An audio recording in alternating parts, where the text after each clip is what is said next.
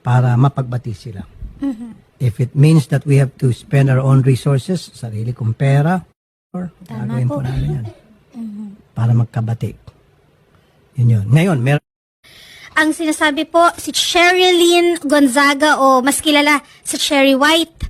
Lumapit po sa atin si Cherry White para ireklamo ang kanyang boyfriend na sinasabi po na mas kilala sa Boy Tapang. Ayan. Okay, malaman po natin, Idol Rafi, dahil may mga kani-kanila silang sinasabi laban sa isa't isa. May mga version sila. May mga version po sila. Mas maganda po na marinig din po natin mismo sa kanila. So parang vlogger to. Parehas vlogger po. At nag-aaway sila. Opo. Magkasintahan, magkaasawa. Magkasintahan, Idol. Okay. Hindi po sila kasal. Alright. So live-in. Live-in lang po. Pati pagbatiin natin kung ano yung problema, di subukan natin paayusin. Tulad mga ginawa natin mga nakarang araw hanggang ngayon. Opo. At meron tayong video. Sige. Panoorin po natin.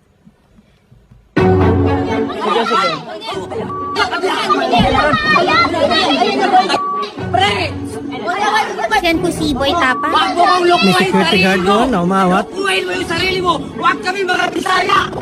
Alam kong mahina ka! Alam kong mahina ka! Tarang... Hoy! Oh! Okay. Tapos na? Sige, nandito ngayon si Ma'am Cherry White. And then mamaya, subukan natin tawagan si Boy Tapang. Ang ating purpose dito ay para mapag-ayos sila. Tulad ng nangyari kaninang kaso bago nito. Ayan. Taas mo muna. Kinakabahan si Ma'am Cherry White. Ay, sila sa sorry. baba, sir. Sorry po. Bigla kayo na isa lang. Sabi ko, bago mag 3 o'clock, sorry na, medyo napa-extend yung kaninang complainant. Sige. Magandang hapon po, Ma'am Cherry White. Hello po, magandang hapon po. Nasabi na po sa amin kanina ni Sherry yung problema at susubukan po namin, tingnan namin kung pwede natin maayos pa to. Gaano kay katagal na po magkasintahan ni Boy Tapang? Start po nung December 13. Dito lang po, bago lang. 1 year, wala pang 1 year, December Wala 13. po. Okay. Well, sayang naman po yun kahit papano. December, January, February, tatatlong buwan na kayo. Ano bang pinag-ugatan ng away ninyo? Ito po kasi yun eh. Pinagbintangan ako na nag-hack po daw ako ng Facebook. Nahinak ko daw po yung Facebook, which is nung isang gabi po, akala niya hinak ko yung Facebook niya, pero lahat po ng Facebook nag-log out. Nag-message siya sa akin na ipapatulpo daw po niya ako. Okay. Ngayon, yung conversation na yun, syempre naaligaga ako. Ngayon, pinost ko. Pinost ko po yung convo na ipapatulpo ko. Tapos, bigla na lang siyang nag-live sa Facebook niya. Nagsalita po siya ng mga kasiraan about sa akin. Katulad po ng walker ako, magulang ko po, adik, may matanda daw po ako. Yun po yung mga sinabi niya sa akin sa live. 1 hour po siyang naka-live. Pero pagkatapos niya, nag-usap na ho ba kayo, ma'am? Hindi po. Okay. Hindi mo natanong sa kanya ba't niya nagawa yon? Wala ba siya yung pagsisisi or pag nag-post later on na bakit niya nagawa yon? O hindi ba siya nag-reach out at gusto makipagbati? Wala po eh. Bakit siya pang magpapatulpo Ayun nga po eh. Hindi ko maintindihan bakit ako pa ipapatulpo kasi may ebidensya daw po siya na pinapahack ko yung account niya, yung Facebook niya. Anong ebidensya pang hawak niya? Hindi ko po alam. Nung gabi po yun, lahat yun nag-log out yung Facebook. Pero kung kayo po ay magkasintahan, ba't kinakailan pa i-hack yung kanyang... Hindi ko nga po alam. Hindi ko po gawain yun. Pero yan po iba na-explain mo na sa kanya. In-explain ko po, pero sunod-sunod yung rant niya sa akin. Sinasabihan niya pa ako ng bad words na, ulul ka, alam ko ikaw may gawa nito. Pero, nung time na po yun, lahat ng Facebook nag-log out. Okay. At ito naman. Nagkaroon po talaga ng down po. Ang meta po nung araw po na yun. Facebook, Messenger, and Instagram po. Yung po ba, Nag-down po talaga. alam niya at nasabi sa kanya? Hindi ko po alam. Pero nung time na po na yun, sinabi ko sa kanya yun na, paanong hinahack, nagko-content kami dito na na-log out lahat ng Facebook. Sabi niya, ulul ka, ikaw lang gagawa nito, alam ko yung ginagawa mo. Pero ano ang motibo para gawin niyo sa kanya? Hindi niyo ba naipaliwanag sa kanya na ba't ko gagawin yun? Ba't kita i-hack? Sir, puro bad words po yung sinabi niya. Ako, kalmado lang. Sabi ko, hindi ko gagawin yan. Nandito po yung conversation sa akin. Pero sa palagay niyo po, bakit niya naisip yun? Marami siguro lang po din dahil po pagbintangan. galit siya. Galit siya? Bakit po siya galit Sir, sa inyo? ba't hindi magalit yun? Nakakatakot. Kaya nga boy tapang eh. Opo, nakakatakot talaga. Dapat prepared ka na kung nung makipagrelasyon ka sa kanya. Hindi, kaya nga po Alam mo na naipaghiwalay dapat na ako eh. Ayaw niya. Ayaw niya. Siguro give it a try. Kasi siyempre ma'am, nung pinasok mo relationship with him, alam mo kung ano yung karakter niya, pagkatao niya. Dapat tanggap mo Sir, niya, nung ready nagkakilala ka. kami, hindi po siya ganun. Sobrang lambing niya. Hmm. Sobrang bait niya. Okay, maganda yung sinabi mo. So, Opo. ano sa tingin mo ang dahilan nung sobrang bait niya, sobrang lambing niya, biglang nag 360 degrees? Sir, selos. Ayun. Yan Selos. sinasabi nila, huwag ka kasing magkaroon ng kasintahang maganda. Oo, di ba? Kasi kung ikaw magkasintahan maganda, talagang marami kang problema dyan. Siyempre, Sir, natural. maganda. Hindi po daw ako maganda. Kasi sinasabi niya sa live, unggoy ka din. Tanggalin mo yung maskara mo. Pangit Kasi na. sir, ritoke daw po yung ilong ko. Eh, wala namang masama kung ritoke.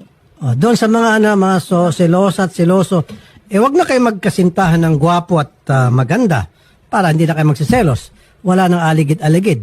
Di ba? So, nagsiselo siya. Baka naman may pagbasihan ma'am para maging fair. Baka naman may pagbasihan yung pagsiselos niya.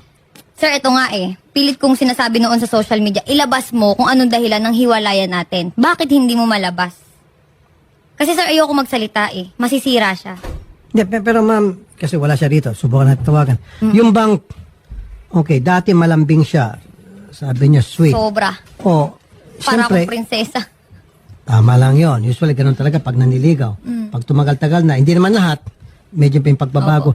Pero, what led to it? Ano po yung mga nagawa mo sa tingin mo sa kanya na para naging ganun po yung kanyang pag-aasal na ngayon sa inyo? Kasi ganito po yan eh. Nag-start yan pati dun sa ano. May nagpa-picture sa akin sa Alcoy, sa Cebu. Nag-away po kasi kami that time. Lagi kami nag-aaway. Laging punto selos.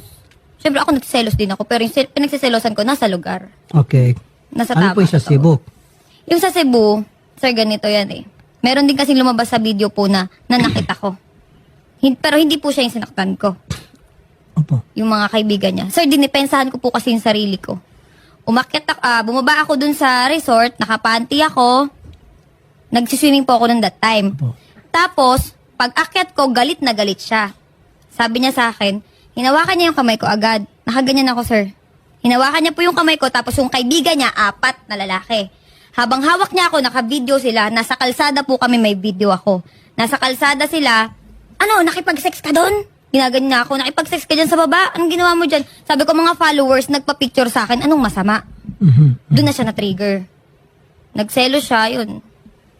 So, may Galit na nagpa-picture galit sa mga followers, pinagselosan niya po yun. Opo, yung mga taga Cebu. Doon po sa lugar na yun. Natural lang po sa ating mga vloggers, mag-isiguro sa kanya, pag may nakikita mga followers nagpapapicture, hindi niyo po naunawaan yun, bakit wala ho ba nagpapapicture sa kanya? Madami din po. At ikaw, nagsiselos ka ba pag may nagpapicture sa Hindi kanya? po.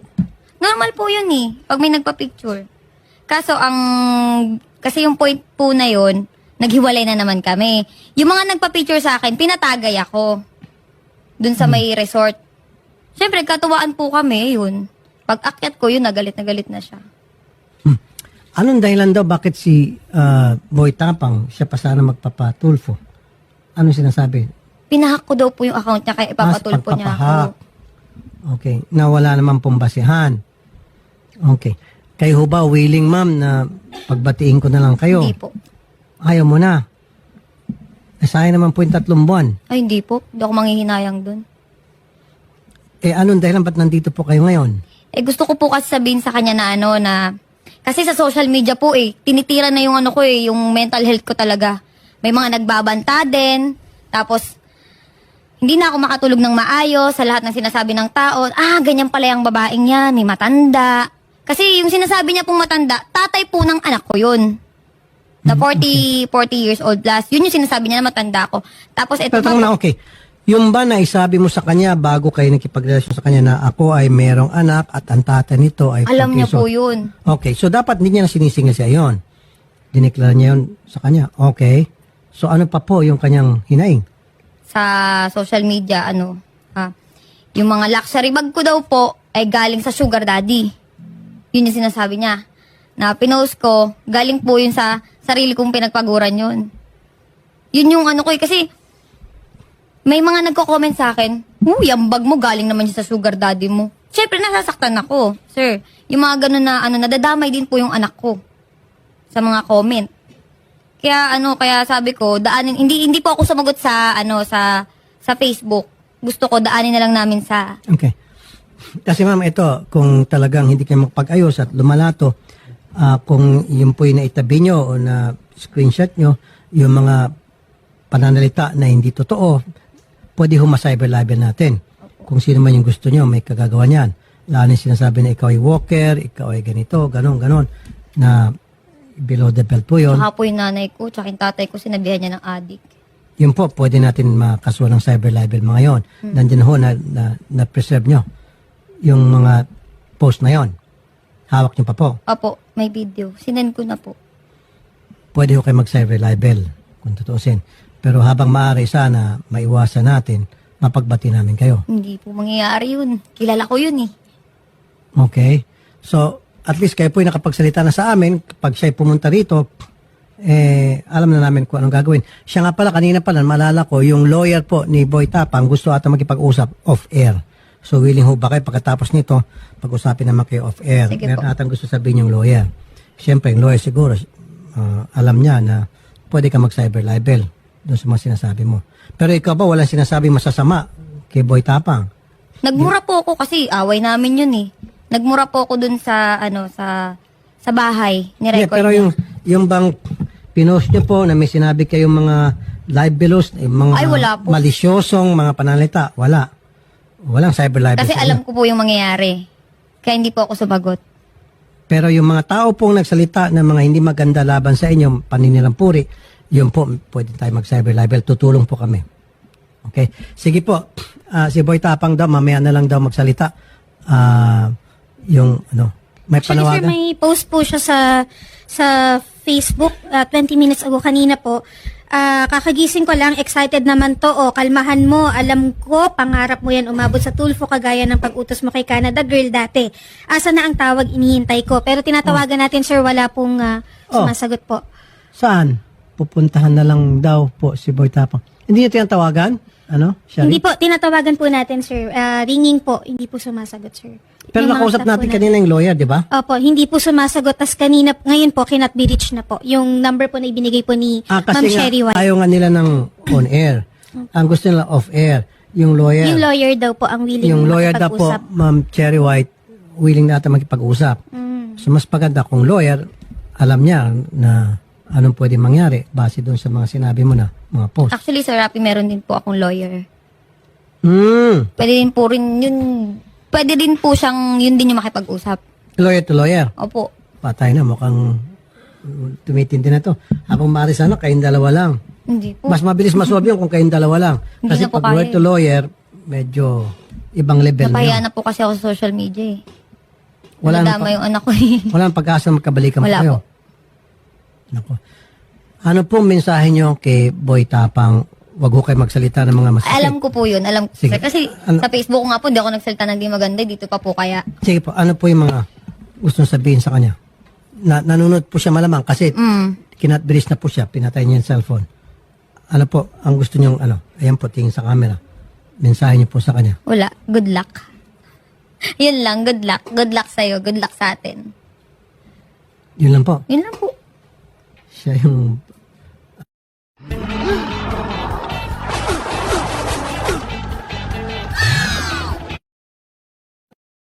Subukan natin na on air. So, lawyer mo, pag-usapin.